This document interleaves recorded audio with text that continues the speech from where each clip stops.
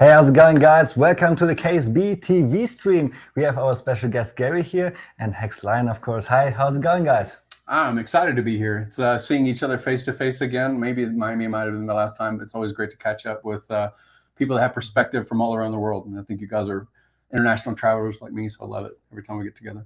Thank you. Yeah, it's awesome to be here. Hello to everybody out there as well. Thanks to you, Gary, for inviting us to your place today. And let's have an awesome stream.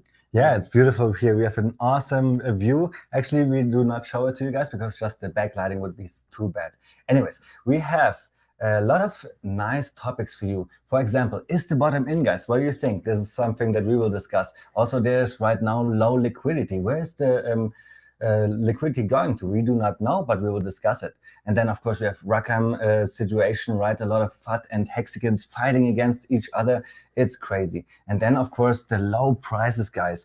And I would especially like to concentrate today, how does those low prices affect puts and puts X in the future? I think HEX Lion does know exactly what I want to talk about here. But first of all, I think we should start with the elephant in the room. Prices are going down. And just recently, we had a little recovery again, right? Yeah, Gary, I don't know if you're the right guy because we know that you're like a long-term staker, that you barely look at the price. But did you notice it at least? I woke up this morning and I saw some comments on Twitter. People were starting to say, hey, it's up to 7 cents or whatever it had been.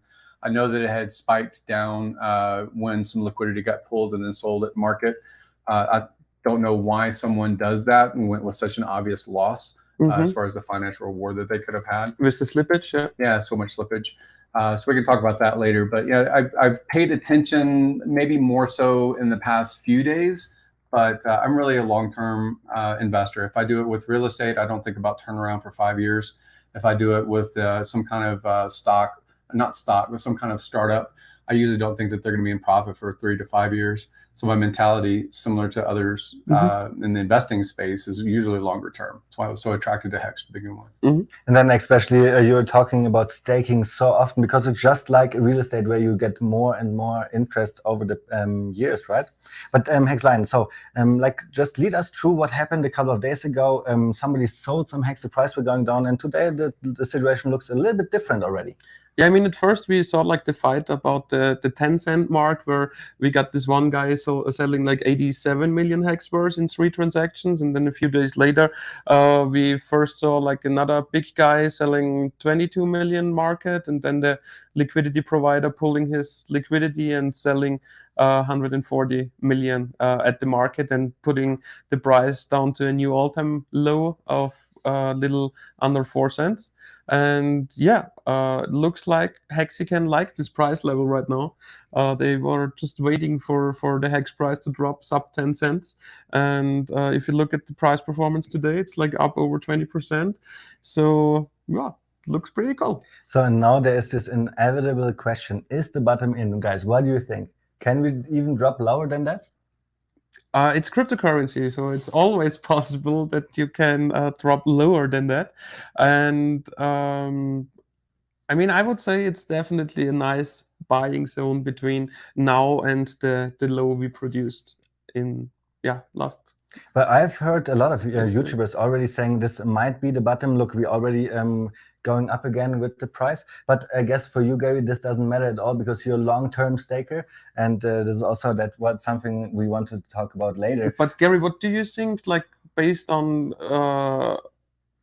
the world economic situation, like will that continue to be bad? Is there already a turnaround or?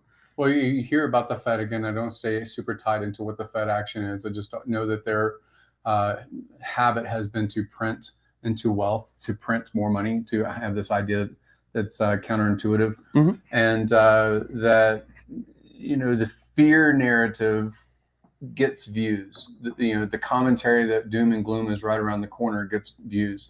I see a lot of people on Twitter, and especially if they're commenting even about real estate, they talk about the big collapse that's coming, right?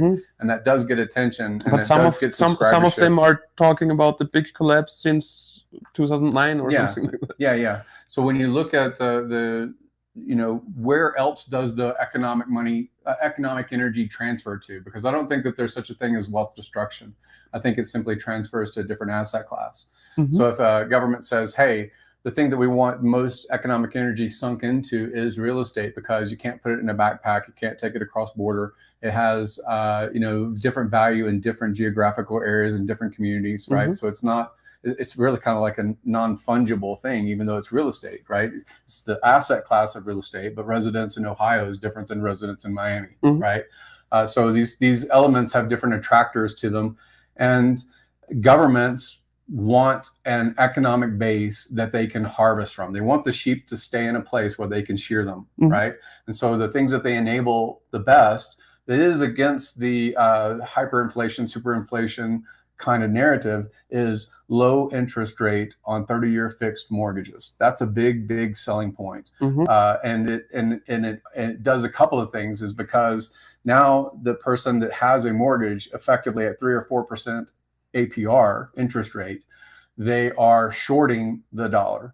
If the dollar is superinflating or hyperinflating over time, if you say that there's an inflation of 8.5% to 15%, depending on your metrics, whatever it might be in the States, you are effectively shorting that by having a loan, basically an intangible contract obligation, because you're taking a loan. It's a new contract, and that loan is buying the property. And if you're doing it in a business sense, you're trying to have tenants that basically are paying for your property. So if that anchors economic energy, if that sequesters, I'm not sure if that's really such a positive play, because it results in the monetary policy we are in, and it also results that a lot of people who have projects who would not be profitable in normal market environments, like with normal interest rates and so on, right, they still get their loan, and therefore you can also argue that a lot of capital is miscalculated in the world. Well, and again, George Gammon talks a lot about this, about misappropriation of funds or malinvestment. When you have such a liberal access to credit, you have such availability. Like in 2008 and 9, they were called ninja loans. No income, no job, right? So if you had a ninja loan, you could get a loan for a house, even though you had no source of income to prove that you could pay for it, right? That was the real thing. You could have 2 or 3 houses, actually. And then they wondered why the market crashed. Because so that asset class crashed because of that very liberal credit system. And also like because of the leveraging of those credits, like bundling them and then like put it on the next market and so on. So you have an example of the movie The Big Short, which is the story played out, right? And so you need bear markets. I think that you need bear markets. Yeah, I also think that you need every idea isn't a good idea. Yes, you need some kind of way to to basically, just like you have a forest. Sometimes you need a fire, and the fire sometimes gets rid of a lot of the underscrub that isn't serving the better ecology. I disagree on the fire, but I say, okay, you need somebody like to maintain the forest and puts out like the little wood after the winter, for example, in Austria. And all that stuff. Let's bring that back to HEX though. And what does this bear market do to HEX especially? It brings the price down. Well, the narrative that I buy into and that I market about HEX is as similar to ones that you market, as T-shares and reward over time and yield. That's the narrative. The narrative that when Richard was inventing this particular product, from contributions, from commentary of all of us, right? We were in the Telegram rooms when it first started, before it was actual product finished, is that it wasn't a denial that bear markets would hit HEX. It was never something that says HEX is immune to bear market in cryptocurrency. No, you see that on hex.com, like only hex.com writes about dips are in the game. They're in the game. They're absolutely in the game. And part of that narrative is that the ones that get the most reward out of the phenomenal climb in Bitcoin are the people that held Bitcoin, right? They held it through major dips, 80%, 90%. I mean, there's a website I think that shows all the major dips inside of Bitcoin. I'm sure that there's one that shows it in Ethereum as well. But these are emotional reactions that end up having these waterfall effects where people sell it because it's reflexive until there's exhausted. There's no more sellers. And then once that's exhausted, then you can, okay, fine, now I can 100x from here, that kind of number. And sitting through those things is a great emotional toil. Challenge. It's an emotional challenge. There's a lot of sulking and depression and misfortune that happens with people's psychology. And then you have, the overwhelming euphoria that, oh, wow, now we're going up, but I sold. What have I got to do now? I've got a FOMO because now it's going up, right? So this chopping you up kind of process. What I don't like is that people end up reaching out to some person or entity or group that claims to be an authority and says, if only you had listened to me, then you would have traded at this point in, and you would have traded at this point out, and you'd been all saved. Like I would have been your savior if you'd only had, listened to what I have to say. What I like is I don't have to listen to a person. Richard Hart makes all kinds of commentary. It's helpful, it's informative, but I don't have to listen to everything he says, and I don't have to believe in every concept he puts out there. What I can believe in is the code. I can believe in the code of HEX. The code of HEX gives yield of HEX. Staking HEX gives you reward of HEX. And whether it's on one chain and or you another, can rely on that. So you know that nobody can ever change that, and that the mathematics will not change. Or just print more HEX somehow, so there's nothing like this going on. Yeah, and another thing, it's similar. You have narratives that say, like I said, I have an inside scoop. I've got information before you do about something that's going to happen. You should pay me for that kind of access, and I'm going to sell it to you plus 100 other people. So we should all. So I'm going to profit from the fact that you don't have the immediate access to information that I do. Right. What I love about HEX is the code is transparent. I love about HEX is the community is transparent. The ones that like you vocalize and say, here's how it works, here's what's going on, this is the effort we're putting into the community, this is the economic storage of information that we want to throw out there, right? You put out green information. So I love the HEX community, but I love the HEX product most because I don't have to hope that I'm the first one to get the information. I can act on information whenever I get it, whether it's from a guru, whether it's from the Fed saying, hey, this is what we announced today, and here's what the FOMC is going to do with interest rates, and here's the reaction the stock market is going to happen. And you still need to believe so much because they still don't give you the right statistics or for something like that. For example, we know exactly how much units the whole HEX market has. Do you know how much units the US dollar has in total? Like the M3 money supply? No. Nobody knows nearly. What might be put out there as information is still blurry. Even the government that prints our dollar doesn't know how much we actually have out in the world. That's why every so often we reprint our $100 bill. We make a new $100 bill in a different shape and form and different color and things like that. So we don't really know how much is out there still sequestered in bundles under someone's bed. We don't know the actual supply. The actual cash supply. But we have laws implemented where big investors have to show every year or so how much they invested, how much they sold, right? I guess this is the reason why we know how much Elon Musk bought and sold. And in HEX, you know everything in the minute it happens because everything is on a blockchain. And then we all have the statistic hexvision.com. But that's why you also know because the 87 million seller, for example, moved his HEX to different addresses and then sold. But of course, on the blockchain, everything is transparent. So you just look into history of the whole wallet and then you know, it came from that. It came from that. This is related to that. This is like a wallet from the December 2019. And so the biggest thing that affects the markets of all types, real estate, stock, bond, crypto, is uncertainty. Uncertainty. And right now, the biggest, loudest voice in the room is what the Fed is going to do as far as the United States and what other central banks will do. If you put it to the HEX market, isn't it the biggest uncertainty pulse chain right now? Well, maybe the timing of the release or something along those lines. And of course, again, I've said this last night on our stream too, is I am very much love HEX because of its immutable and its code. And even though it's an ERC20 or something like that, it's a smart contract. I would watch out for this B. He loves the perfume in the room or something.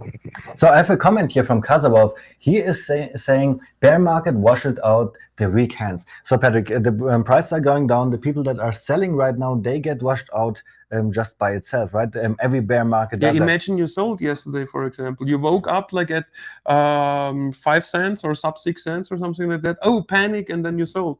Yeah, then you were like 1 hour or something like that. You thought like, I made a great job because you saw 4 cents, but you did not rebuy. And then today you woke up at over 7 cents, for And example. if I already left my position yesterday completely, I cannot dump more, right? And then what I always like to mention in HEX is that we have this beautiful mechanism, emergency end stakes. And as the prices are going lower, as there's panic in the HEX market, do you guys think we will see more and more emergency end stakes, maybe even longer stakes that are now panicking and are emergency end staking? So what happens if those people emergency end stake? I don't think so, actually. They I will know have you to think pay. so, but I don't think so. Let me finish up this point though. Those people that emergency end stake, they will have to pay a fee, and now they have less financial energy to dump it on the market, right? So it actually protects the whole price that we have in HEX. Now the question is though, would you guys ever emergency end stake? Do you think other people are doing it? Because we see it on the blockchain that people are actually doing it. They're emergency end stake. No, I not more than I thought normally? like a lot of times before I staked my HEX, like how I will stake it, always with the background in my mind, like how should I make my staking ladder that I never need to emergency end stake.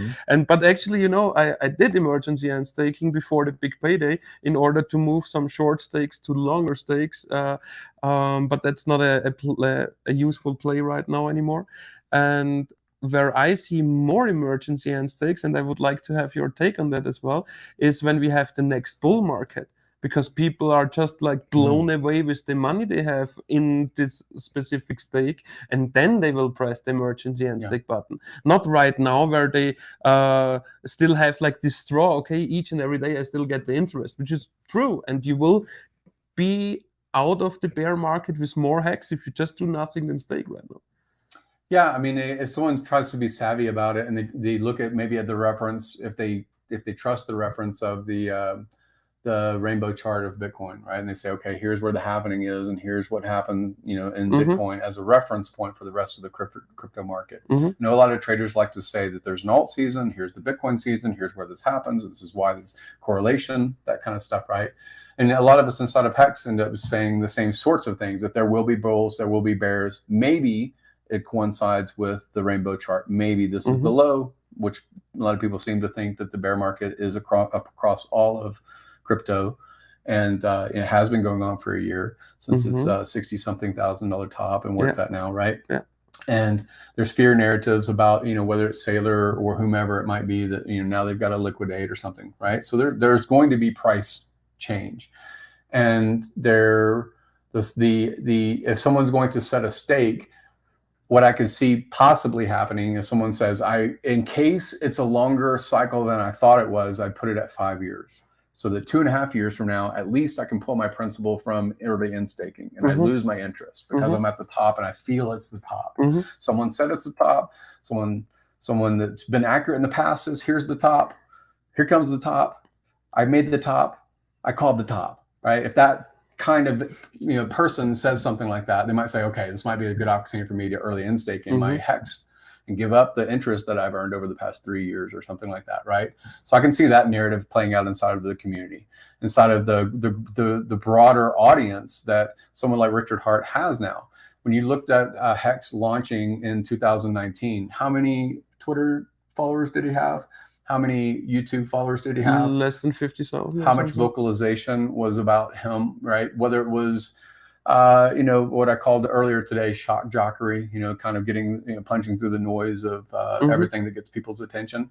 So where will it be in a year, 2 years, 3 years during that bull? Where will that particular voice, where will your voice be in 2 years or 3 years from now, right? So it's the same sort of thing. So I can see the early end staking narrative, but I only see it, people that sit through this one and they're still staked, right? They sit through this bull, this bear that becomes a bull. We've talked before about the launch of 2019. A lot of people 5. So a lot of people 10-year staked, a lot of people 5-year staked. And you know that the code tells you that you will give up your interest if you serve half. So I would look at those kinds of markers, like you said, hex.vision, other things about your planning. If you are new it in HEX. comes even harder for people who stake before the big payday, because the emergency end stake mechanism, how it works, it flags certain days of your serve time, and so if the big payday gets flagged, you lose the entire big payday interest. And the big payday interest for someone who staked before the big payday is still the majority of the accrued interest. Yeah. So I have Graphene here. He's saying at line exactly during the price, the rips, we will see emergency end stake as people FOMO out and some very big payouts to stakes. So as tops, I guess, during the tops. During the tops, exactly. So as the price is rising, as we encounter the $7 hex, people will think, oh man, this stake is now so much. Even if I lose the interest, it's still millions of dollars. Yeah, they will front run you. At 650, they will emergency end stake always to front run. Been our idea, right? This could happen. I was just curious to see if this might even happen in the bear market, where people now totally freak out and just even panic sell emergency end stake. I mean, I have seen emergency end stakes in the past. Yeah, but still, we all saw that, yeah. And if you now look like at the panic mode of the last 2 weeks nearly, and look at the emergency end stakes, then there are like a couple of million hex each and every day, which means it's more like it's a minor thing, honestly. So you don't see any big wallet emergency end staking, and the last time we saw that was also due to a hack and not to a uneducated decision or something like that. But we can go to the next topic here. I have prepared a screen share, and what you guys see here is the liquidity that is on a look into HEX, of HEX, of course. Yeah, just one last thing, what I wanted to take on this bull and bear market. Do you think that, so did we already talk, like, do you think the bottom is in?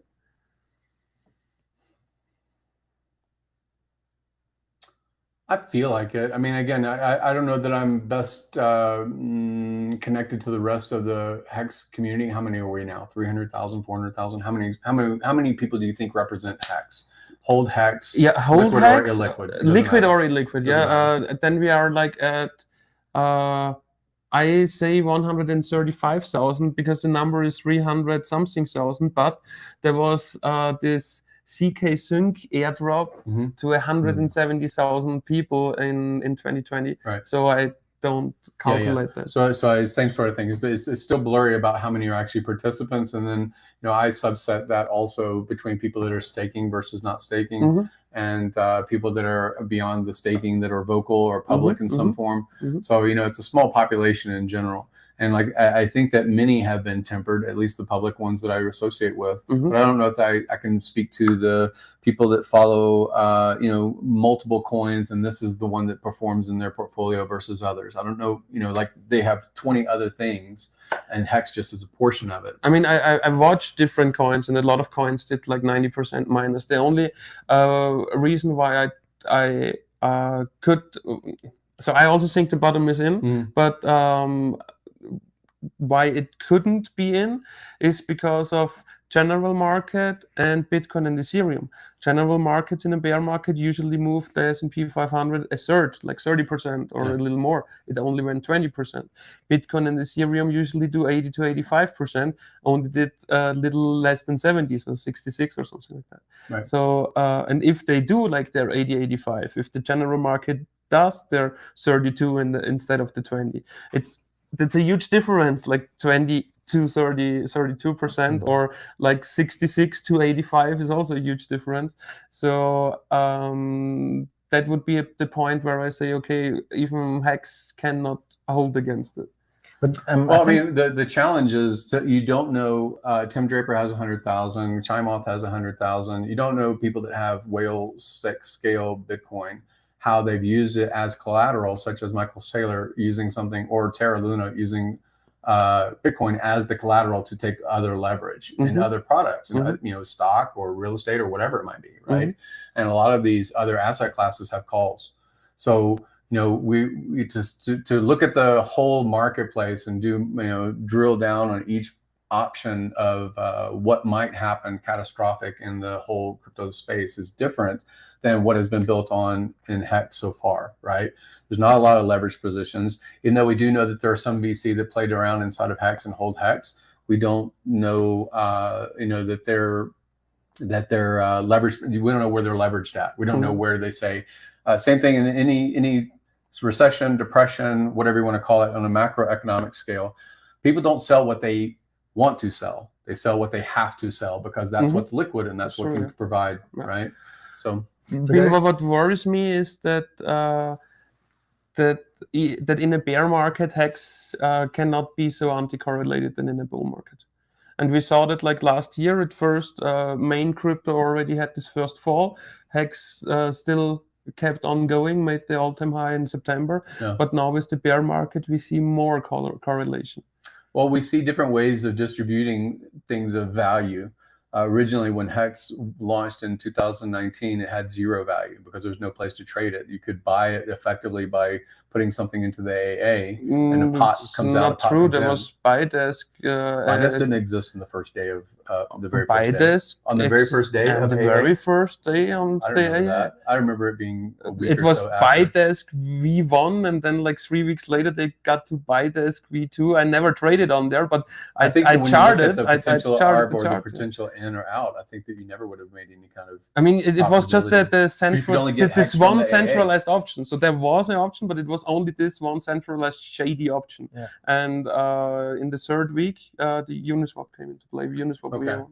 Well, and then we saw the ARB play out. But what I was trying to get at is the supply. Like where is the supply? Right now, we know that there's been many mechanisms since 2019 that take supply out of quote unquote weak hands into stronger hands. But all those fluctuations. Yes. Right. So Crypto Coffee, his content is pretty much HEX. Hollow Dog, pretty much HEX. You guys pretty much HEX with the ecosystem, right? Pretty much, right? Yeah. So now you have brand and your reputation, and not just your stakes of what you might have personally, but you have staked your reputation in a lot of ways.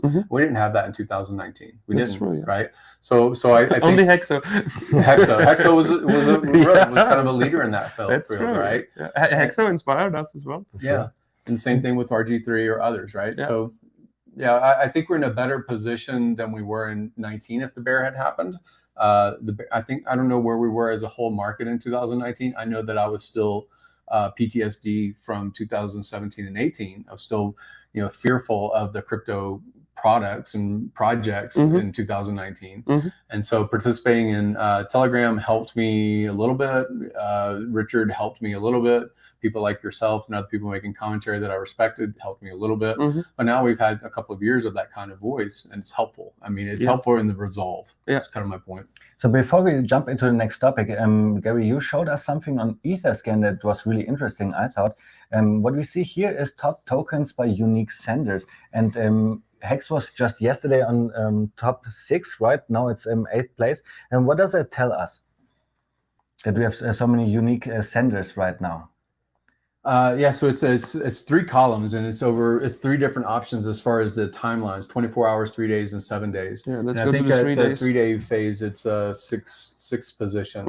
If you look at the lead, of course, I think a lot of things are consolidating on the ERC20s of Tether and USDC. Those were like the top tiers, and DAI, all stable coins. To me, whenever I look at the list, go a little bit higher up the list. So what do I see? I see stablecoin is number 1, stablecoin is number 2. Wrapped Ether, which is basically transaction. I don't know about the Wrapped Luna token, what's all going with that, because I haven't really paid attention to their launch of their 2.0 to try and save their 1. I mean, isn't that a little weird? I have a project. I told everybody that I'm the best, and we will have so much fun to watch everybody else fail.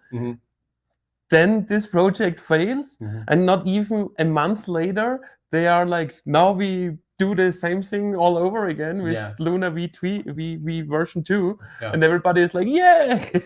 Well, so what people did buy Bitcoin 2.0. Do you know that Bitcoin 2.0 tried to launch right after its collapse? Really? Yeah, they said we're going to reorganize. We're going to turn on the bot again. Okay. Here's the address. So I mean, to me, the stablecoin is what they're making the joke about. Stablecoin. I thought that was interesting. But as far as these seems like again, out of all the things that transact, these are ones that have the most stalwart communities, or they're a safety play going into a stable coin. So all of these transactions, and out of it, Shiba has obviously a big group, Matic. I think that has to do with Polygon, right? That's Yeah. That's Chainlink has been celebrity for a long time as far as the crypto space, but I really like our positioning in the uniques. And Patrick, what we see here is top tokens by total uniques, which means unique addresses, right? So I guess this would be hard to manipulate, right?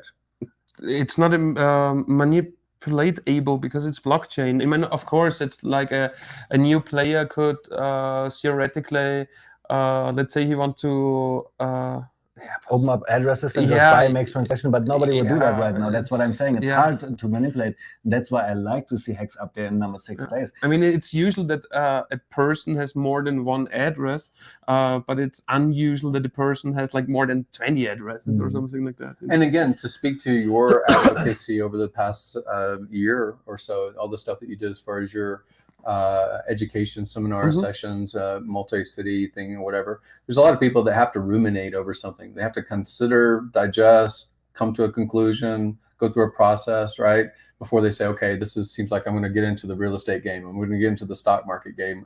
I feel like I've got, people that are trustworthy and they've invested into me to understand their product or their concepts, right? So there's a lot of that that's been going on when the price was 50 cents, 40 cents, 30 cents, 12 cents, as it's gone down, just as it's gone up, right? So some of that, it does take a bit of time. And when people look to say, hey, inflation is on the horizon or it's here, other things seem like they're making me nervous about like my employability or my skill set in the marketplace. What's that worth?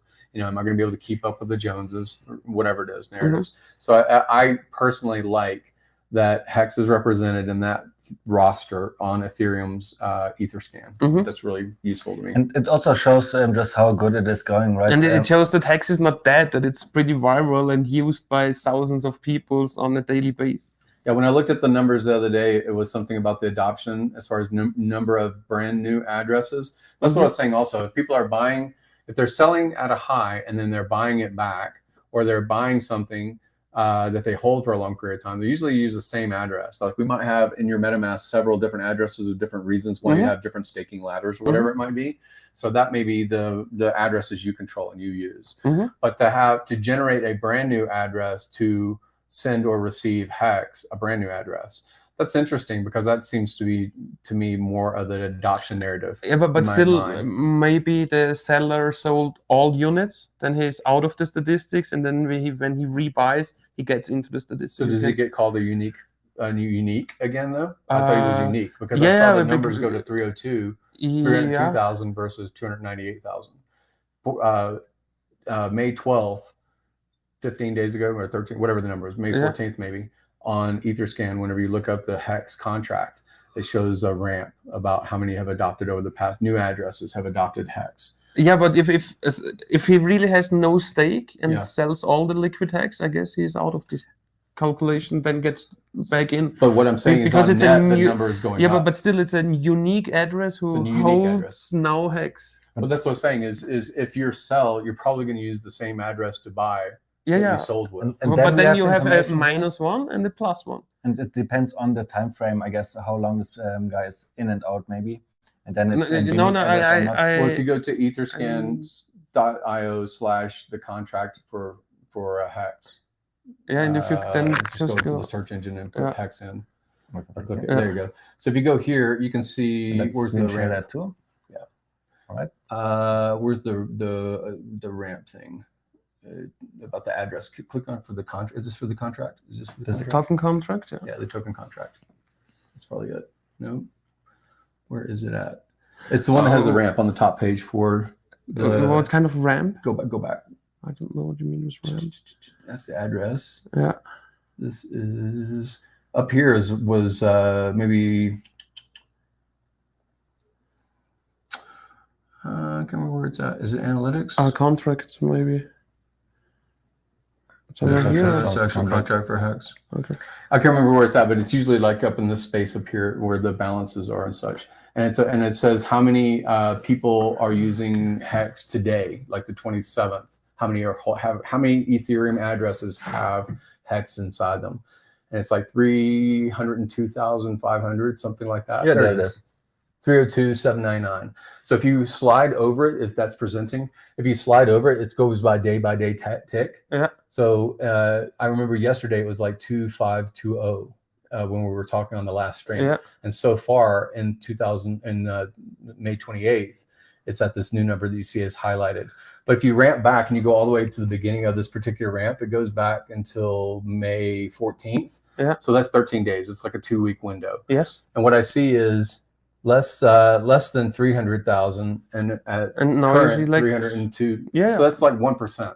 That's 1% of all new growth, 1% growth in 12, 14 days. That's pretty impressive. Yes. Yeah. And I would say like at least even more than 80% of this percent is really new buyers who are really coming in. Isn't it really interesting that we have those many unique addresses right now where the prices are going down, a lot of people are going in and out, right? So this means that we have what is the community teaching? The community is not teaching trading, the community is not teaching FOMOing, the community is always teaching like go in steps, prices are volatile, look that if you're in your buying zone still, you know, that you average down your average, that you get like a better deal, you know, more hex is always better as well.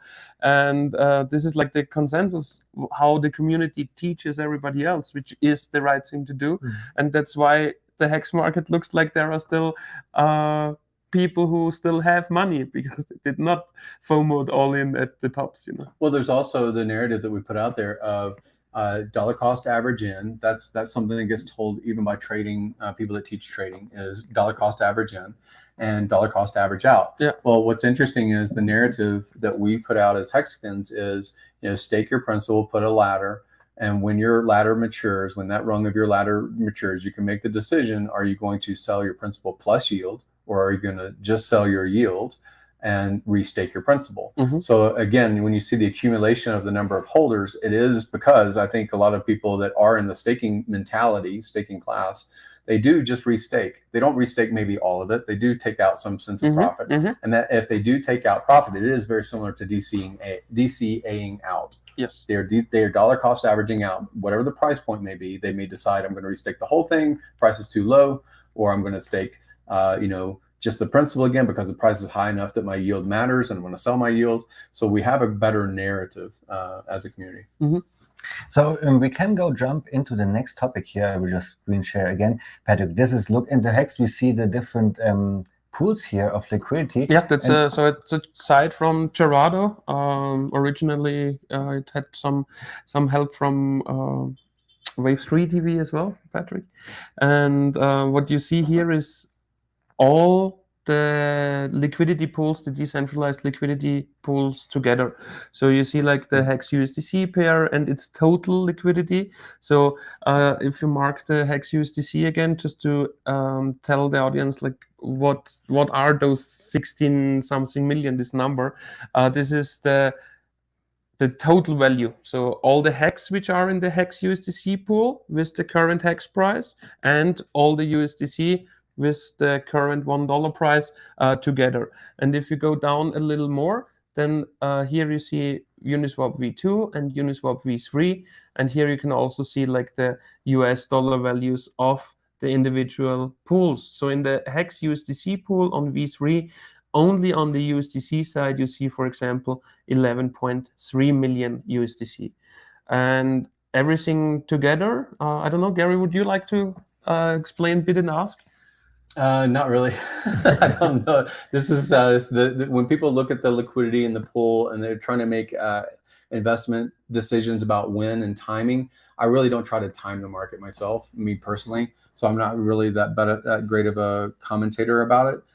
When I make a presentation, if I talk to someone that's a new person, they don't know anything about HEX, I'll talk about the concept, I'll talk about the mechanism, talk about the contract, talk about the community, and I talk about the opportunity. The opportunity, they can weigh their timing. If they really want to get into it and they're very machine-like or analytical and they want to know, like to try to time an entrance, then I may refer them to someone that knows more like you guys.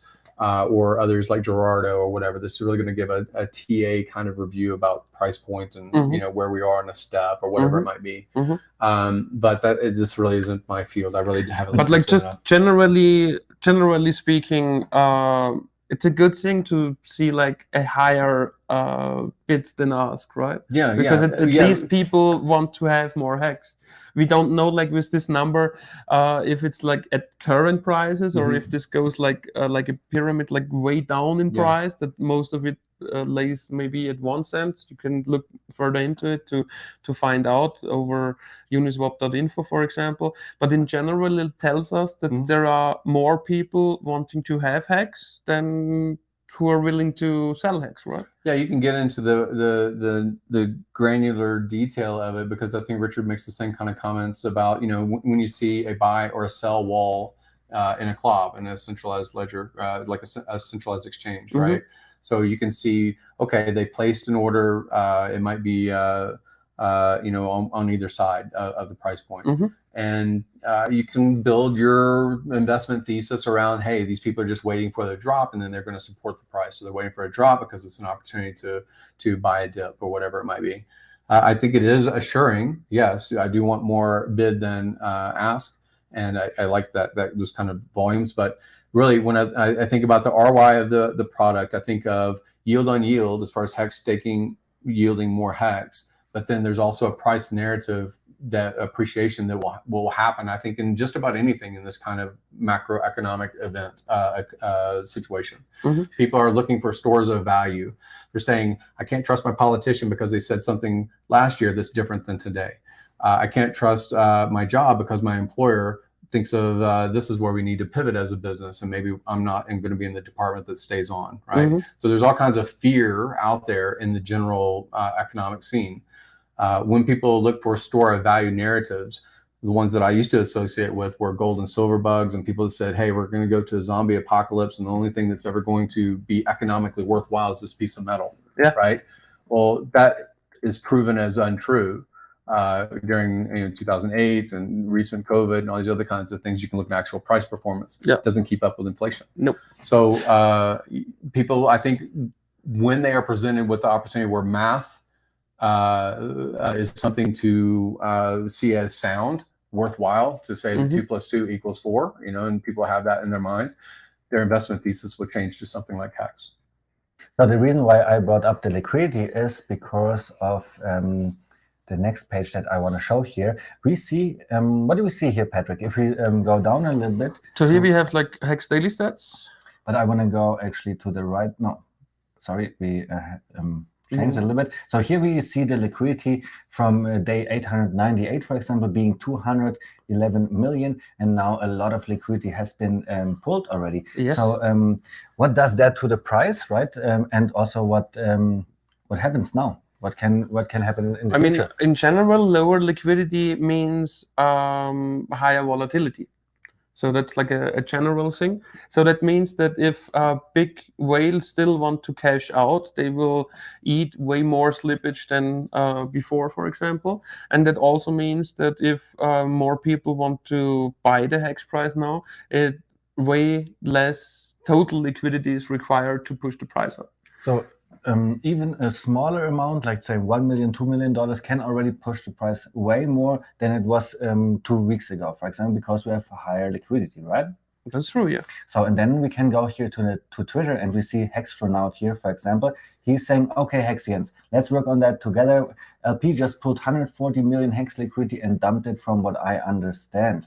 What do you guys think about that? Is that the right move to play, or wouldn't you do it the other way around, where you just leave the liquidity and then do all your sales and then maybe pull liquidity? Yeah, I mean, very obviously, this was not a very smart play if someone's trying to actually capture dollars or capture Ethereum or capture whatever it is in ratio trade. You know, like you just said, if they had said, I simply want to exit the market, I don't want to be involved, whatever it is, and they're going to divest themselves completely. A smarter path would have been to say maybe 40 million and leave 100 million as liquidity, and then basically sell their position over either hours, days, or whatever it might have been. And then pull another chunk of liquidity and pull another until they're completely out of the liquidity pool. But yeah, it wasn't a very intelligent move. I think that on net, when I looked before, I don't know the exact numbers. I just did like a general 20-second look at the address, and I think that they netted somewhere around $4 million over the course of 30 days of sells. and that was the address that did also pull 140 million and sell 27 million in one swipe, 27 million in another swipe, and was exiting out of position. But in net, if they had been smarter, or they didn't specifically have the intention of spooking the market, so they might have had position, whether it's emotional position, or whatever, as a decision making, more so than just dollar yield. If they wanted to make money, they didn't do it very well. If they wanted to spook the market, maybe that's a trigger, and that was the action that they actually wanted to cause.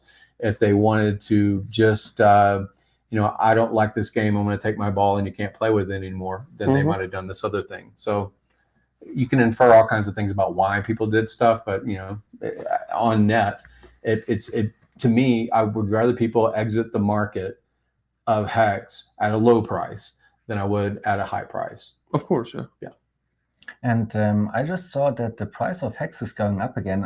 I just see 8 cents here at Etherscan. I'm so glad I bought. So we will definitely screen share that here. We are on DEX.screener. Like 5.5 cents not long ago. Thank you, man. A little bigger here. And you know what? This looks ridiculous to me, because what we see here is a big sell. We just discussed that, and now people are buying up, and we just see this wonderful green candle evolving 8 cents again. Yeah, I mean, from the lowest point to up here, it already doubled. Yeah, no problem, no problem at all. So that's why it would fit like as a low point where Richard can put up again, like the last time after big payday. Yeah, up to the high, the 28,000% nearly to 200. Yeah, I would love to see someone do an analysis breakdown. You guys or Silver the Underdog, or anybody that kind of loves going through this kind of content, to see what happened, because it's theoretical about, if we have this forking event and we have liquidity that's pulled from contract, do they get copied without getting the AMM bot taking their value effectively? So is it that people are going to pull liquidity from the pools before I would suggest so that the AMM doesn't it doesn't dilute you. Yeah, it doesn't dilute them, right? So it's kind of this. It's a different mechanism, but it's a similar action, I think, about the big payday, when people said, hey, I'm going to make 3 times my stack because I'm going to be the only one that knows this knowledge that Richard's been telling everybody, that if you stake on this one day, then you can get a massive input, right? But he's going to tell, I'm the only one listening and no one else is going to listen. That narrative played out. Yeah, it's like a week before the big payday, it was still like a 4 or 5x. Yeah, and people were like, yes, I'm going to make so much because I'm the only one listening. Yeah. But then, of course, everybody's listening. And then 100% gets staked on, or 90-something. Yeah, 90-something, yeah, 99-something. It's a ridiculous amount and has this big input. And so, it's interesting now we have almost another, in my opinion, another opportunity, but whether it plays out similar economically as big payday did, which, effectively, I'll say the only time I've early in stake has been to readjust my thesis at big payday or before big payday. That's the only time I've ever in-staked. I've never in-staked otherwise. And kudos to people that I don't see as often, but he does make a lot of HEX content. But he sat down after one of our particular streams, and it was dollar cost crypto at the time, Litecoin, that said, hey, this is what you should do about your big payday mechanism. And I said, okay, this hurts me to think about early in staking, but it was the smartest thing I could do at the time. And I think people need to have that in their mind about this forking event that's going to come up. So I want to talk about price a little bit more. Look, Patrick, we are 17% up today in the last 24 hours, and you just said from probably more. I'm just looking here at DEX Screener, and you said from the lowest low, a couple of just yesterday or 2 days ago until today, we are already up 200%. But you have all the numbers, 100%. You have all the numbers in the head when it comes to what was the HEX price when we sacrificed for pulls or for pulls X, and now with the price of HEX being so much lower, what do you predict, and what could the outcome be of that when pulls chain and actually? I don't predict anything here, because when it comes to the fork and pulls chain, we are like at new territory, which is everybody is just speculating on it. But it's a nice thought right now, because you remember as well, during the pull sacrifice phase, we got the opportunity to sacrifice 15 to 20 cents of HEX, or 18, and at the Pulse X, we got the opportunity to sacrifice like 20 to 33 cents hex. And just let's assume hex price does not move at all over the fork. Let's say it's at 8 cents directly after the fork. Yeah. But on the Pulse chain side, we don't have any dollar value yet because there is no bridge live yet. Do you think that with your Pulse and your Pulse X, you would get way more hex in return than what you needed for hex to get 1 unit of Pulse and Pulse X? So explain that, simplify that statement again. So are you saying that so for example, if I wanted hex as my endpoint, as my store of value narrative, is that what you're saying? Let's say you are a sacrificer, Yeah. either for Pulse or for Pulse X. Both. And it doesn't matter if one or both. And then the fork happens, and then do you see the possibility that we see such a ratio shift? That, for example, you needed. Well, I mean, many of us, if I kind of gather what you're saying, I've said that I think that this ecosystem is going to have the same economic energy sloshing around in the same bathtub. I think it's going to be the same water that moves, and there's going to be this attraction to charts and this attraction to arbitrage and things like that engage communities outside of HEX, outside of Richard Hart, outside of whatever, right? So people that will come into the system will see chart of Pulse chain go up, chart of pulsing in their chart formation mindsets. Have a certain pattern, and then they will rotate, and they'll rotate into Pulse X if that looks attractive, or Pulse or HEX if that looks attractive. So just in general, let's say you got 10 pulls for 1 hex by sacrificing, just giving any numbers here, and now chain is live, and because the hex price is like 3 times lower than at the time when we sacrificed for pulls, that you also would get 1 hex for 10 pulls, that you would get like 30 pulls for 1 hex, for example. So just so we can show it here to our people, Patrick, when was the sacrifice again? You have it. It was like where are we? It's not shown here on the thing. It ended on the 2nd. It's still here, but it ended on the 2nd of August 2021. Okay, so it ended there. The price was a little bit higher, and now this chart history is not that long. You put in, for example, 100,000 hex with a value back then, and now these 100,000 hex are way are worthless. Right, not worth. They're worth a little bit less than they were a couple of months ago, and therefore, they are like at 60% minus. Yeah. The points you got back then in order to get your PLS, right? This is pretty much fixed, and now your hex value is a little bit less. So now you just need more hex in order to get these pulls that you got when you sacrificed. That might be the case, and then like the other way around, it would mean that you will get way more hex for your Pulse or Pulse X than you needed at the time to sacrifice. Because I'm talking about this because I always thought, okay, at first people will FOMO into Pulse, even like mess up the Pulse X to Pulse ratio, because Pulse X, a lot of people FOMO because of Pulse, and then Bridge goes live and shoots up all both higher, and I thought that hex will go down, like in the first week or 2, for example, because now people might need to speculate at one coin in order to get Pulse X or Pulse. So lots of people are just speculating on hex to get the double to buy with the copy Pulse and Pulse X. That's why I thought hex price might go down. But now with the hex price so much down in US dollar terms compared to the 2 sacrifice sets, and knowing that the biggest sacrificers are like diehard Hexicans,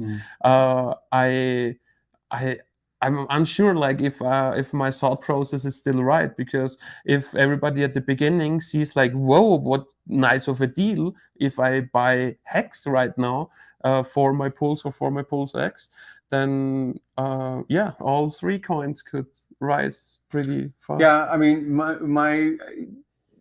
the narrative to me as already involved with all 3 products, right? The narrative to me is Pulse chain had to occur, in order to continue the adoption curve of HEX.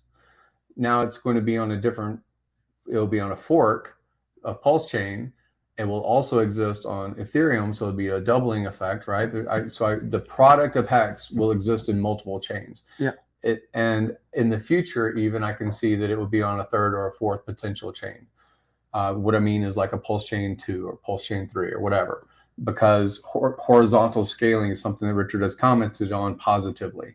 And if we adopt and we change some element of Ethereum, we are still running effectively Ethereum 1.0, so it'll exist on this one, which we won't change. The Pulse Chain will be the new narrative for a year to 2 years or 3 years. Becomes expensive as a transaction, as all blockchains eventually do. Bitcoin used to be free to transact, no cost at all. Later became expensive to transact. Ethereum used to be very close to nothing, became expensive. Pulse Chain will start out at low, eventually become expensive. So I can see that HEX will be replicated in multiple places. That's one of the reasons why I advocate. But isn't doing Richard with his dev team exactly like steps in order to have more time until the chain gets filled up? Like 3 seconds instead of 10,000x. No, but like 3 seconds instead of 13 seconds, like 33 validators instead of proof of work, and I mean, there's all kinds of reasons to say. Well, again, I don't think he'll take the path, and not from guess. I don't think he'll take the path that this is the only L1. I think that eventually he will say another L1 is worthwhile, and it will be a fork of Pulse Chain. I think, my guess.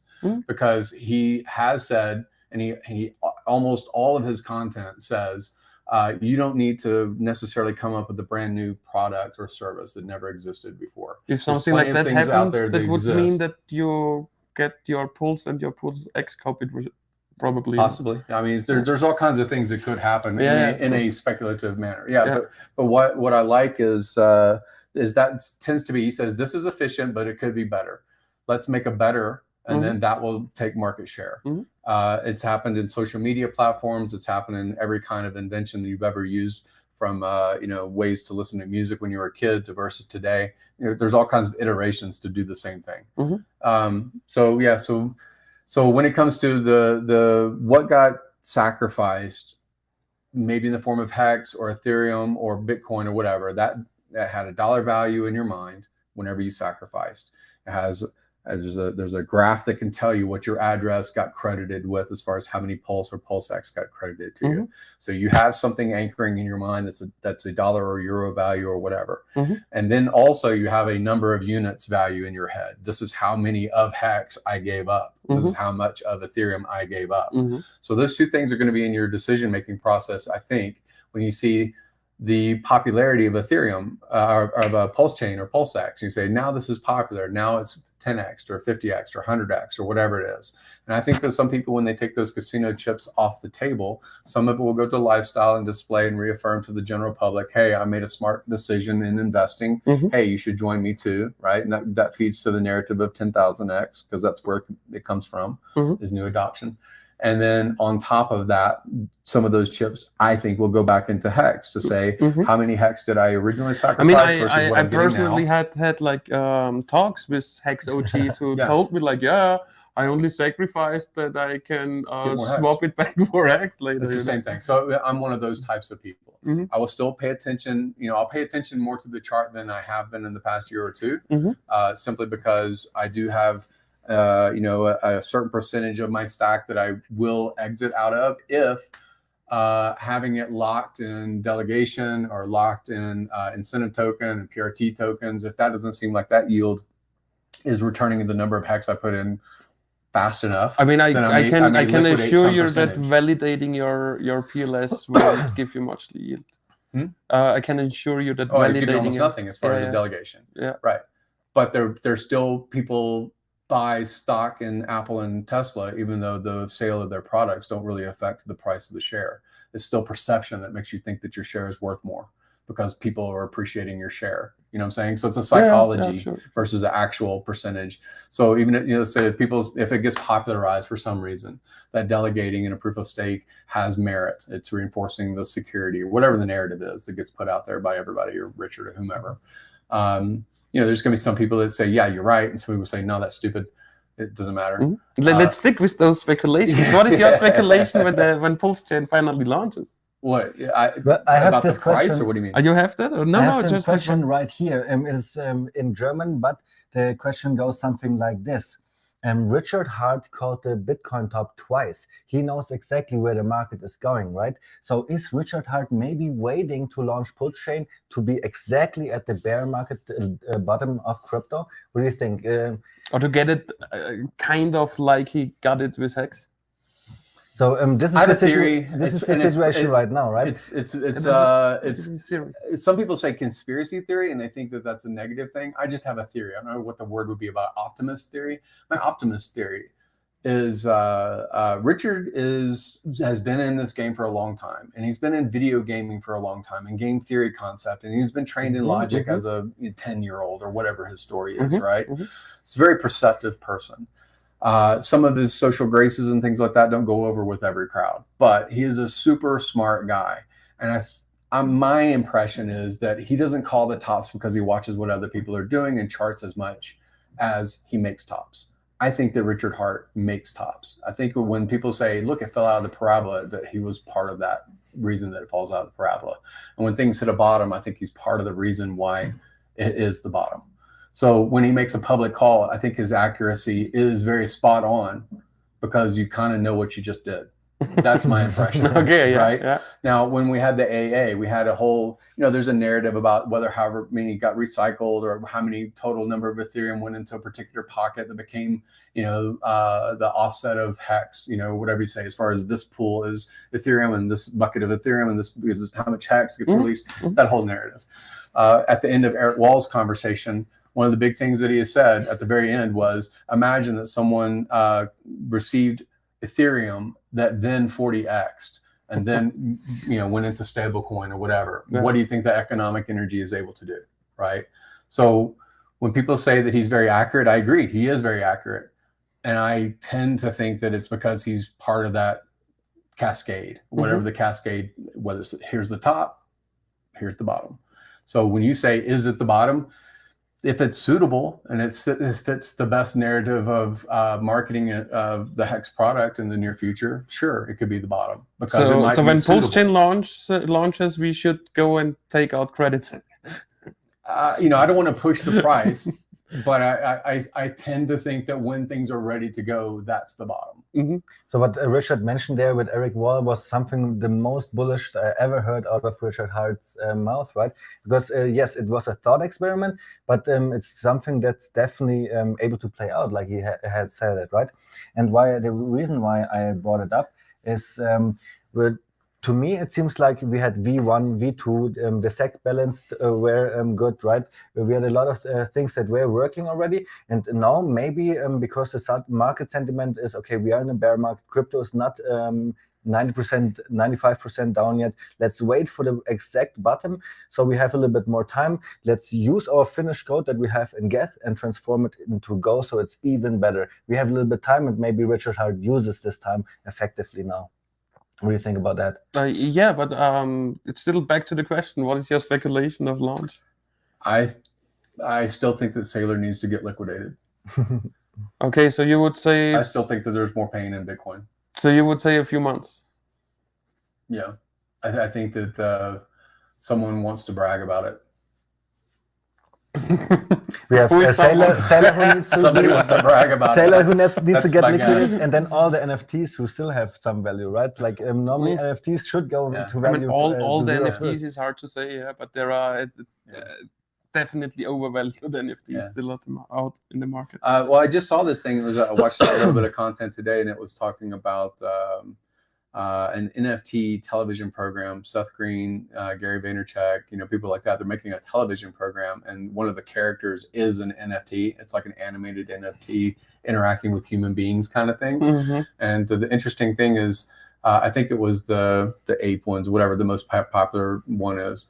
Supposedly, contrary to what Richard says, that the JPEG doesn't give you any kind of rights to the image.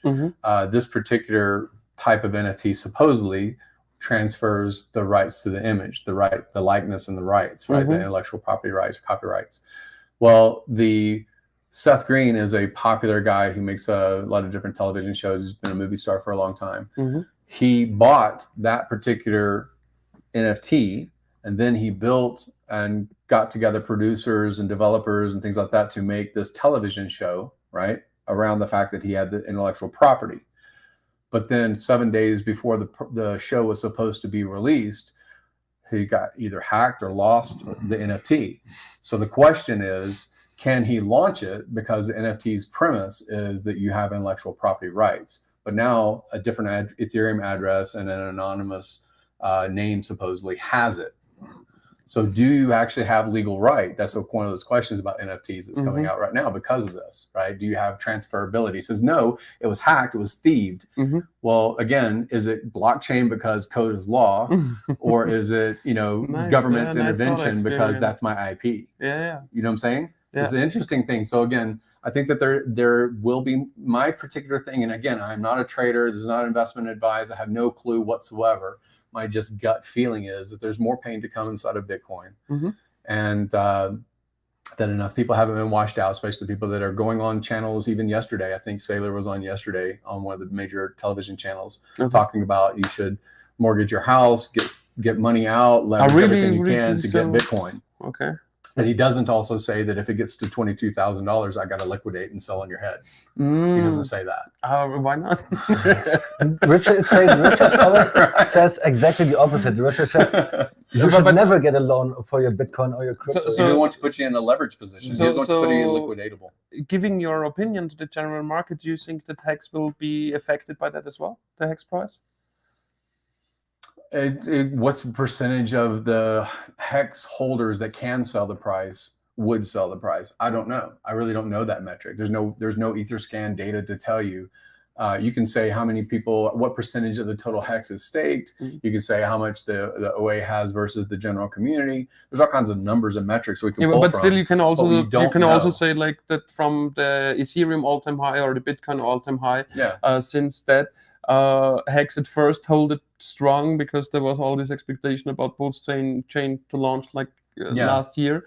That didn't hold, and then HEX also went in the bear market. And since then, of course, not like on an exact daily base, but on one day Bitcoin and Ethereum fall, HEX might be still green. Richard says like the floor is lava, but then on the very next day, HEX has its correction. So it was kind of like that in the past months. There was like the hype phase because of Pulse X, which also doubled the price shortly. But we also, again, the pairing issue, I think that others that make comments about that it's not correlated, it is correlated, all these kinds of things. It depends on who says it at the time, whether it fits the narrative or not. I mean, it's not correlated, but in general, if there is an overall bear market, it's also affected. That's my an interesting thing. So I saw this Twitter commentary earlier, and it was something like you can't have yield on an ERC20 that has value. Someone was saying something along those lines. But interestingly, the majority of the liquidity because they were saying that, if you lock up your dollar in a bank CD and you have yield because of the CD, then you're being paid in dollar for dollar locked up.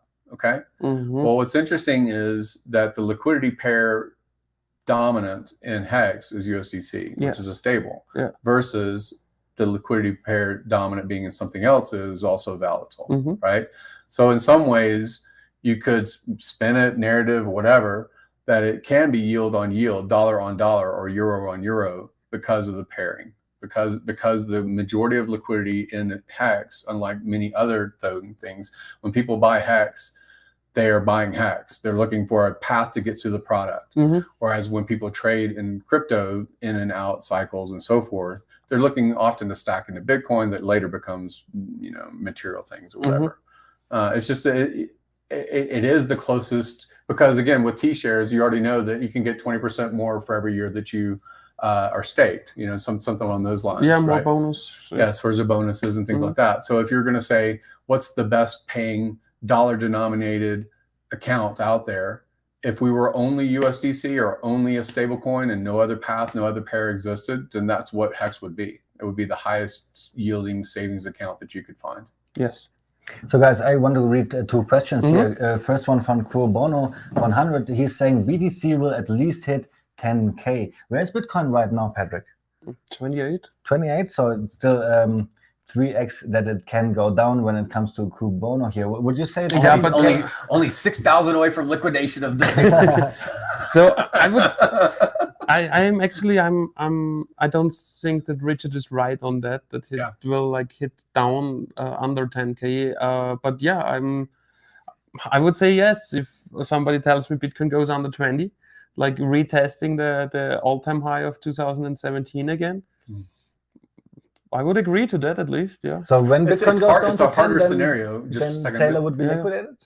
At 22, I think. Yeah, so and he took leverage out. He took out $200 million loan to get more Bitcoin. So he's actually in a position, precarious position. And then Billy X is saying network effect plus product market fit plus die-hard community and reputable name brand equals life-changing opportunity for years to come. So the game theory in HEX is written in a way where it's normal for the price appreciation, but also for those price dumps that we have, right? And how often did we see those price dumps in HEX already?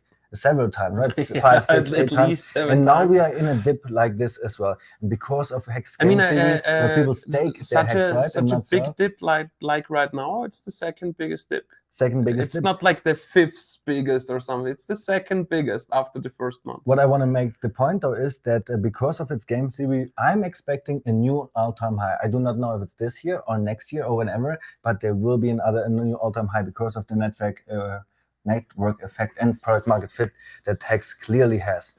So what else is there to talk about, right? When could this network effect actually happen? And my guess is as soon as we have Pulse Chain, as soon as we bring adoption to crypto, HEX, Pulse, X, they will all profit from each other, right? Yeah, I also think so. So now a good question for you. Also speculative, but do you think that HEX Pulse and Pulse X will be like correlated to each other?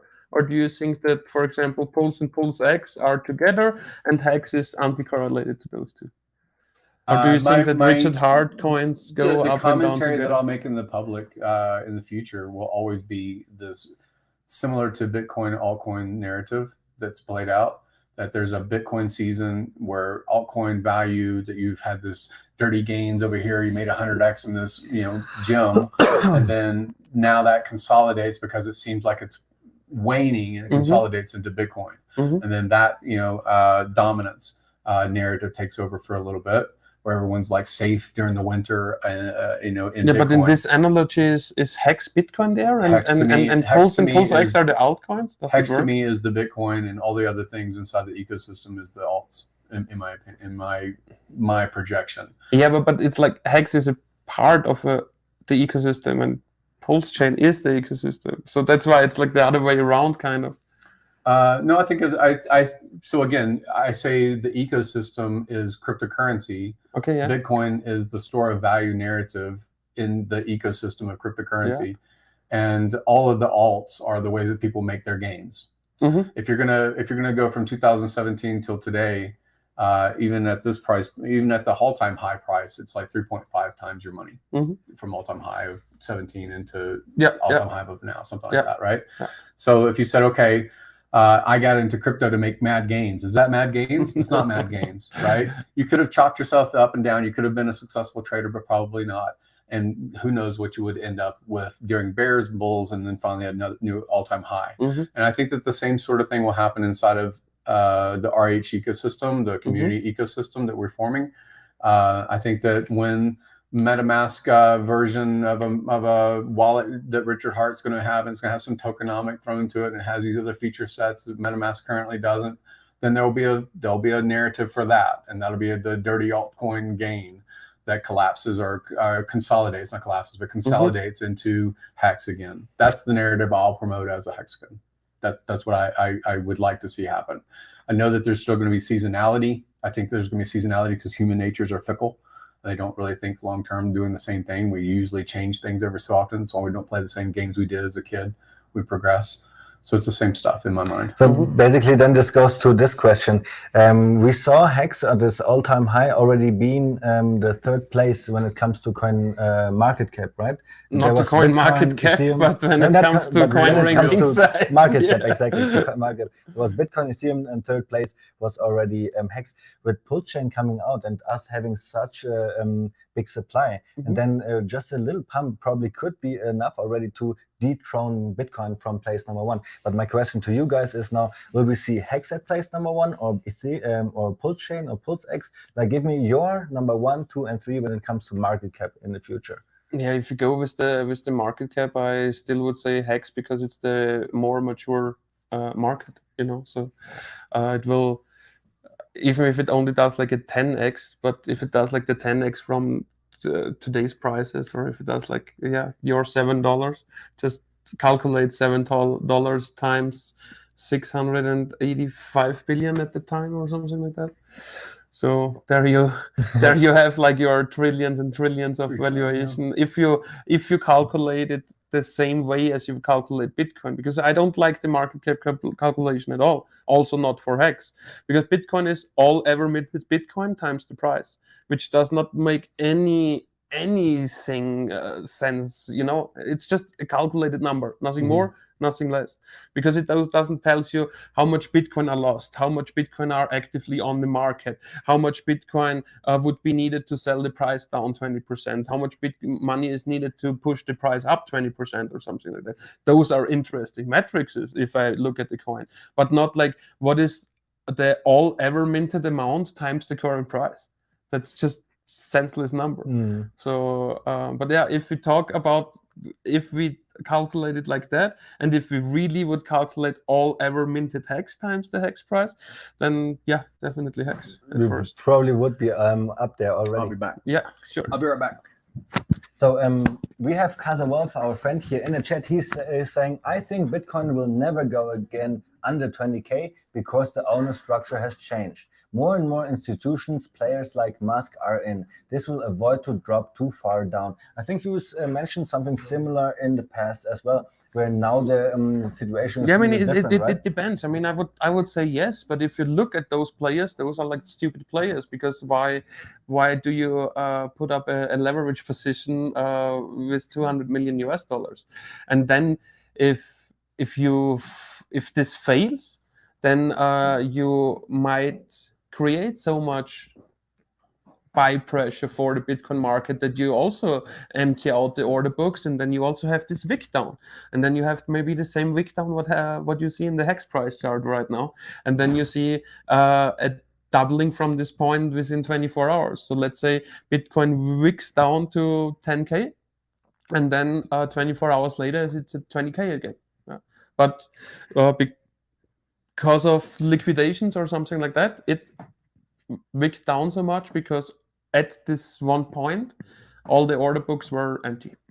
So Hex Mix is saying Gary is going to get his measure. Yeah, like zero gravity says it will wick under 15K. Yeah, that's what I meant. So it can only look the same like the daily chart in HEX right now, wick down and then straight up, because at this one moment it lost all the liquidity from the order books and it went down so much, and this signal gives like everybody else in the market like a buy opportunity signal, obviously, and then everybody rushes into it and fills the order book again, and market buys or limit buys or whatever, and Hex has something interesting to say. He's saying Bitcoin wicked down to 8,200 on Binance in the US from like 84K on spot. That's true, yeah. On Binance US it was. But I guess Binance does that all the time.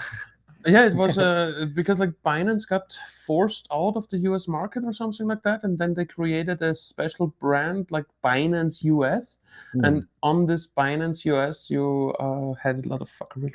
So I also like what Kibono is saying here. Support level is on 21K for Bitcoin. If we break this one, we are sure going down under 20K. So Patrick, What else? Do you have other topics in your head?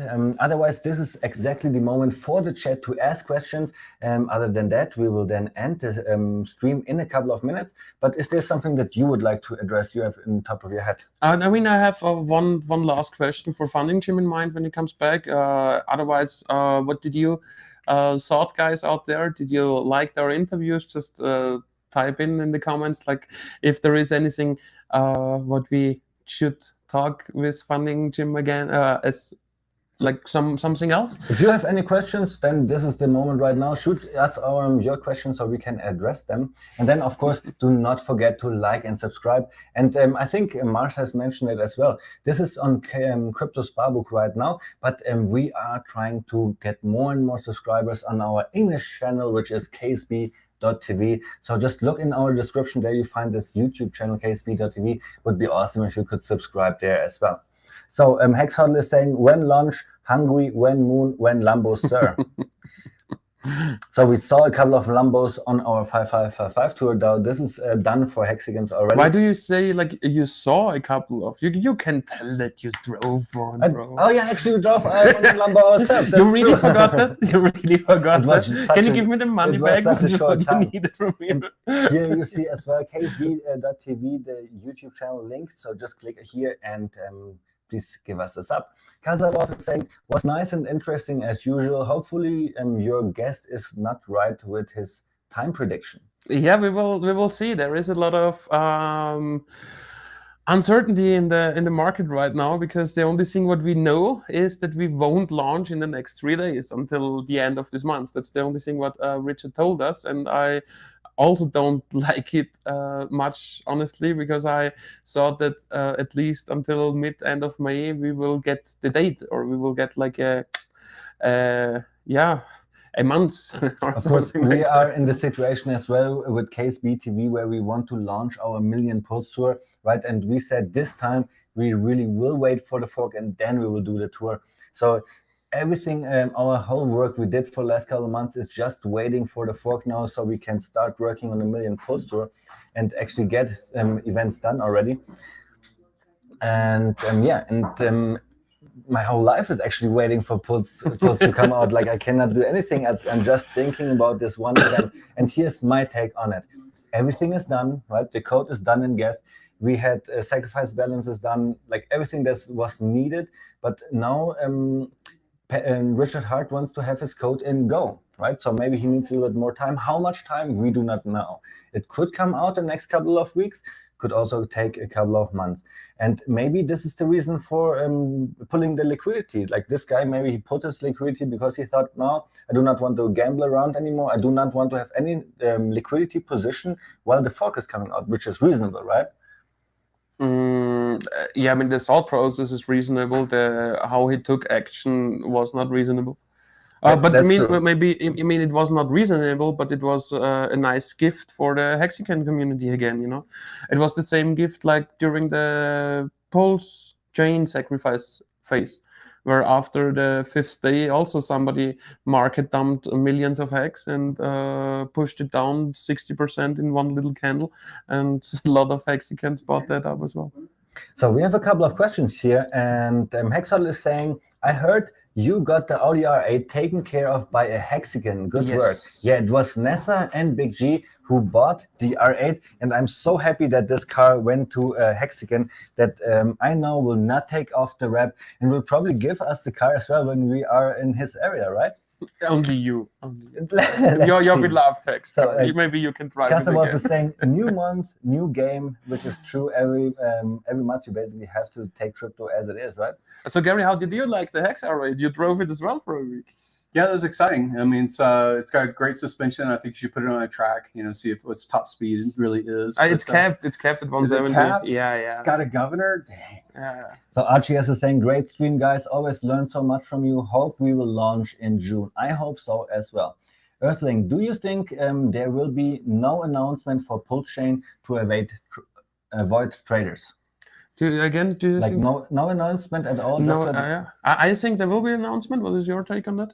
I don't think that he will give us the exact block height, but he will say like on this day in the afternoon or something like that. Yeah. He warned us when, I mean, we knew big payday Yeah, I mean, Big Payday was programmed. is programmed. So it was like a year, more than a year of heads up. So what's the challenge? I But mean, we again, also so knew HEX. he knows, Like, he announced HEX like 3 weeks up front, right? he said a couple of things that were kind of like before. Again, these are months old statements about not being able to address the AMM, not AMM, the automatic bot. Yeah, Not being able AMM, to pull automated liquidity from market every maker particular bot. Yeah. AMM bot. AMM bot. So, and then he said, you know, some people are going to have arbitrage opportunities. He said something along those lines because the AMM won't touch everything. That tells me, I tend to think he will say it's coming, it's here, it's today, it's, you know, like, I don't know if he'll say a block height, like you said, something so specific. Yeah.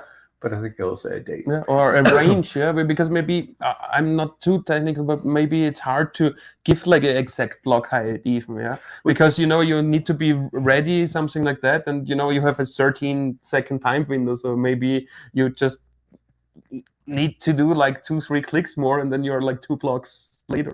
Yeah, well, and again, it goes to the question. These are theoretical because they haven't happened before. This is relatively new, you know, and it's game theory. So you just have to infer from what other things, things have happened in other spaces, I guess. My thing is, what I was going to say is, if you know that if he does give you a date, let's say that you are a liquidity provider, what do you do? Do you pull the liquidity? And if you do, then there's very little at all available.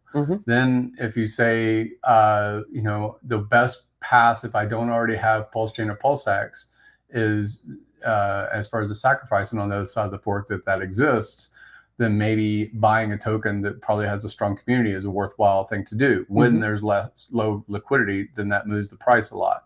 So if people say at the last moments, hey, it happens at this time, even if it's a high watermark from a rare event, the price can potentially go very high, potentially, because there's not much liquidity, because people pull the liquidity so that they don't. So on the other side of the fork, on the other side, I thought that there will be traders trading the event of the fork, front running the fork. So, right, Gary, you were mentioning the liquidity situation, but Patrick wants to talk about the traders playing the game. Maybe you could sum up the pros and cons for giving an actually announcement date when we would knew it. What would be a pro and con for that?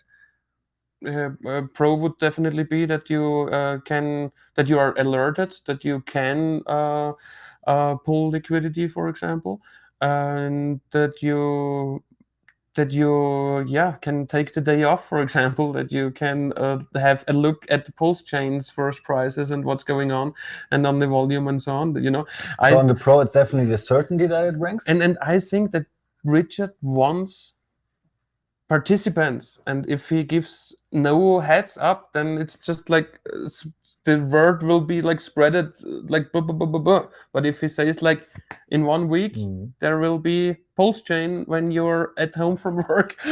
But unfortunately, this also an announcement would come with a contra as well, where traders could now buy into, right, speculate on the price going up, maybe double their points, and then just sell. Maybe you do not want that too much. Yeah, okay, then you did not saw like the 20-cent top, then you would only have like 11, 10, 9, 8 until 4 right now, without the 20 in between that. Would you like that? Not at all. Yeah, so you know.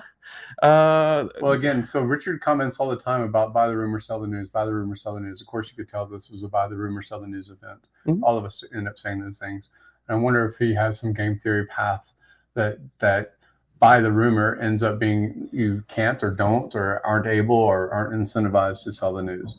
That's my question, is if you pull the liquidity and you have a high watermark. But don't we want to sell the news? Because then the HEX price on the Ethereum chain is lower. And once the bridge goes live, it's easier to get parity.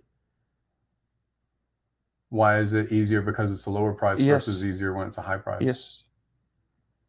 Why are you saying that parity at a lower price is easier? I don't understand. Because if parity is like not so easy to get, because nobody knows really if it's really working out, if you just put billions of hex, like HEX on the pulse chain side, if then prices move up and down the same on both chains. We don't know if that's really the case or not. Right. And there are other market players as well who can just make different kinds of pools, which are diluting the one-to-one pack. Yeah. So well, we saw at a lower price, yes, of course, it's easier to get the parity, because on one side you would need to put buy pressure, for example. Well, we saw, he calls them liquidity locusts. We saw our vampire attacks or whatever it is. We see when people move economically, when they move geographically, it is because either it's hardship and there's pain where you're at, like transaction costs or slow or whatever it is, or risk of like a Solana going down again or something, right? You say, okay, maybe I need to move because there's pain here. Or there's greed. You know, it's the other thing that humans do. They move away from pain, they move toward pleasure. So like, if you're trying to incentivize people to migrate without officially saying this is taking all of the Ethereum users, how do you do it? This seems like a pretty good mechanism, a reasonable mechanism. Do you want the price of Ethereum for all holders on Ethereum to stay on Ethereum and be high? Yes, but that's not reality. So the adjustment, the pivot is, we'll have a new blockchain or pulse chain. And then there'll be incentive to migrate. Why? There's farming over here. There's pairs over here. There's incentive token that you can earn because you've moved some of that liquidity from Ethereum. Some of it's held by quote unquote strong hands that probably will never hit the market. And that pool of potential shrank when there's a sacrifice, right? So a big chunk of HEX went into the sacrifice. And I think it will shrink again because some of it will go across the ramp and be bridged and wrapped and be part of pools. So you're going to see scarcity play out on the Ethereum HEX side. And I don't know that low parity price is any beneficial or more potential than high parity price. I don't know why there wouldn't be, here's a splash event that sets the high water mark, and now here's parity because there's enough liquidity put by either migrants to hold the parity. I guess it's I saw it might be hard to hold the parity. And also people want, because like is HEX really more scarce on the ETH chain? Because people will still like end stake, mint the inflation, and have like millions and millions and millions of HEX in their hands. Well, and again, so people that participate in crypto, they may know the broader arena of crypto, and then they have habits that form. Like people that I always talk with too that are selling trading programs. They build their trading programs based on what they see in the marketplace that seems to work and give them profit. Trade in, trade out, next 5 gems, trade in, trade out, next 5 gems. They don't want to call it a pump and dump, but they're acting as pump and dump instigators, right? So I think that the RH ecosystem has the potential to change that mentality, and partly is because we've all been tempered over the past several years. We've been tempered about delayed gratification. We've been nurtured into a certain belief or philosophy, most of us, many of us, right? And there's still participants that are just new to the game and they haven't had that hardening or that temperance. But they're really not that much economic energy in the system. The new 3,000 addresses that hold HEX, I don't know that they are that much buying power out of the total volume of HEX, right? I don't know how much they push the price. I think that the big people that moved the price recently down to the 4%, I think that they had a lot of HEX too and a lot of liquidity, and they had an emotional reaction and they pulled that money and, you know, against themselves. But here I brought it up, the chart. Different. Yes, we went down to 3.5 and we are already up 141%. I think, like, isn't that a great feeling? That's awesome. That's awesome. Yeah, there you see like how much buy pressure was. It's the Kryptosparbuch effect. It's the Kryptosparbuch effect. And a last question for me, Gary. Gary, great interview. Thanks for being a guest today. Do you think that the Pulse and the Pulse X price can fall under the highest sacrifice price? So, for example, we had the rate 1 to 10,000, the base rate. Which would mean 3 zeros and the 1. And if you say, okay, like the high sacrifices got like at least another X on volume bonus, that would be a price of 4 zeros and the 5. So do you think can go lower than that, or will go lower than that? That the all-time high is lower than the highest sacrifice price? So when you're trying to lose weight, one of the big things that people tell you to do is just drop 500 calories per day. Like drop 500 calories per day. Eat less right? definitely helps. And so it seems very, very hard to do the first 500 calories. And then the next day and the next day, and you form a habit. And then that tends to happen. And what I'm getting at is people sacrificed almost a year ago. And guess what? They still survived. Like they still met their bills. They still paid their rent. They still had their dinners and things like that. They still lived with the money out of their control, but in a sacrifice, right? So it's kind of normalized in a way that they don't have that money. That they, yes, I put this money in. Yes, I would love to have it back. But am I going to, now that I have access to it, now that there's a market price for it, am I going to get it back at a 1-to-1 ratio? I've already delayed my gratification a whole freaking year. Like, don't I want a 2x or a 3x or something in crypto? So it's kind of like, when you have a savings plan or a 401k or any other kind of investment thesis, they do take the money out of your paycheck before you ever see it and can spend it. And there's a reason. It's because psychologically it kind of conditions you to live off of that. Even when you get a pay raise, most of the time when you get a pay raise, people elevate their lifestyle and they go back to the same margin between what they make versus what they spend. The difference really that they isn't don't very save much. more. They So don't like save more because they made it's like more. they make 3% more, but they don't save 3% more. So it's interesting that Richard's mechanism of the sacrifice, even with the delay, even with the stress and anxiety and all the other stuff about the marketplace of it, it has kind of conditioned people to say, you don't really miss that money.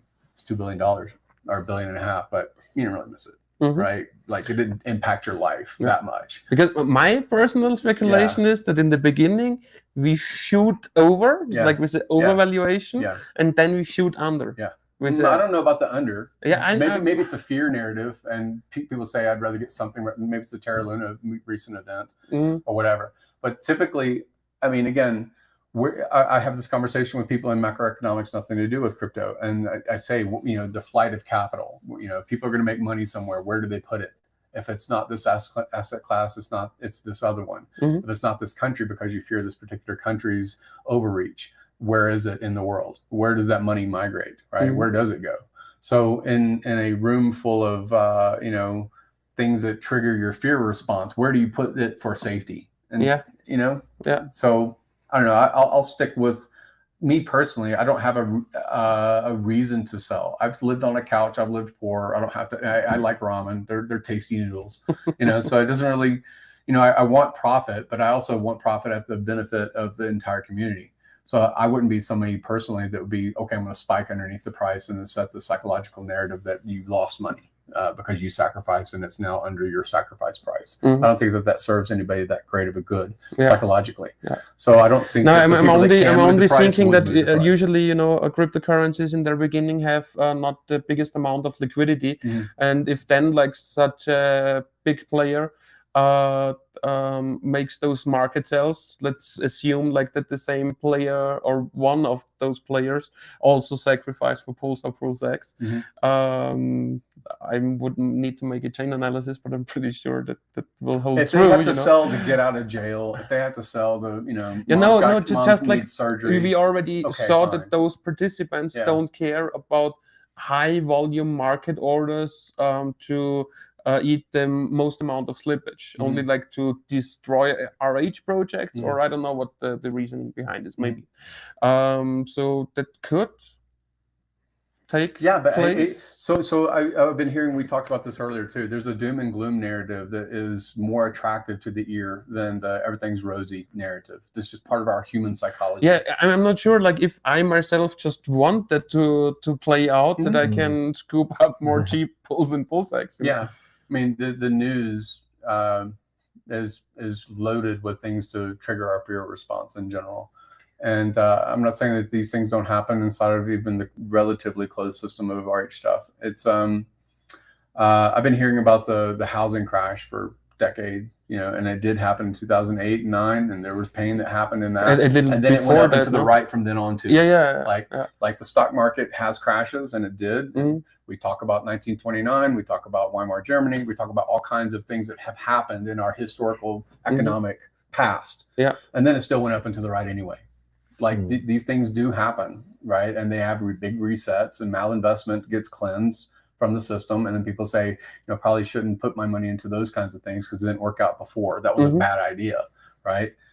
People leave marketplaces and don't ever return. And sometimes that's sad because the technology that became, or the company that became Amazon or Tesla or SpaceX or whatever that has a high yield, Apple or whatever, you missed out on those guys because you got burned by these other guys. Richard tries to save us mostly from the horrors that are available to us in crypto. It's like, please stop doing that. It's not good for you. So we have Cabana Crypto in the chat. He's saying hello from shore. Looking forward listening to what I've missed so far. And yeah, our stream is going on 1 hour and 40 minutes so far. I want to say thank you, Gary, for being with us on the stream. I want to read this question here, but before, do you have any questions for me or Hexline? And then we could do this question that you have for us. But before of that, we have Hex Pro Hexer saying parity has nothing to do with price. It has to do how much liquidity. If the OA makes a liquidity pool of billions of HEX, then already you have parity. But yeah, I'm not sure about that. That's what we talked about, that if that's really the case, because, okay, there is like this giant pool, but then there is this pool, and there is this pool, and there is this pool with different ERC20 coins on both chains. So I don't know if we really get like a 100% back, it's... And of course, this is all the speculation if the OA would make such a pool, right? Then I guess the parity would be way easier to reach than if it wouldn't. Yeah, I mean, I wouldn't say the OA. I would say it will be the sacrifice address, if so. What is your statement about this one? This is an interesting question to me. Sailor can collateralize his 200 million loan all the way down to sub 4K BTC with just his Bitcoin. Not to mention if he started using other stuff. He's 99% not going to get liquidated, in my opinion. Money Changers is saying. So $4,000 Bitcoin means he has so much Bitcoin that he can give up as collateral that's already pledged as collateral against the 200 million. How many Bitcoin does it control? But this is only in theory, right? Like if you're down that much, if Bitcoin would hit 10K. That's an open number, no? From MicroStrategy, no? What is it? 190,000, 150,000, something? Yeah. So again, 190,000 times $4,000. Is that what you were saying? You're saying that it's like $800 million worth of Bitcoin that he'd be giving up for a $200 million loan? Million or billion? If you again, calculate million, but if you calculate 100 million times 1,000. Well, I was saying 1,000 as 4,000. So 1,000 times 190,000 would be 190 million. Yeah. And then 4 times that is what I was doing. Okay. So 4 times 190. You had then 760. Yeah. So that's why I was getting that 760 million number. In order to offset collateralize a 200 million loan. I don't know. But would he really do that? If he has that many, I don't know. I don't know. I really don't know. I mean, I think that Celsius was completely collateralized. And the coin did shit. It's terrible. Right? That's true. Yeah.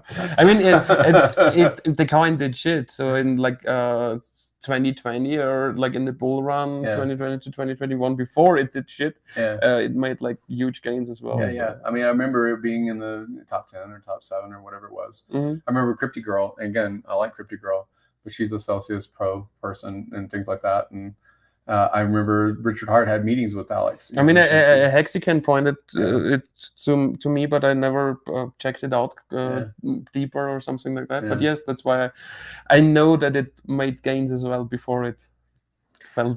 So, Gary, is there any question you have to us, to the KSB TV team, maybe? Yeah. So, where are we having that mansion party in Vegas? Is that happening? Is it all contingent on Pulse Chain launching, or what's going on? Exactly. There? First of all, we need the Pulse Chain to launch, right? We are working really hard right now. Who is speaking about a mansion party? We never spoke about a mansion party. Well, I think Gary just brought it up. I was just saying, is it going to convert? No, but because like Nagabo is thinking about doing a mansion party on the 9th of September.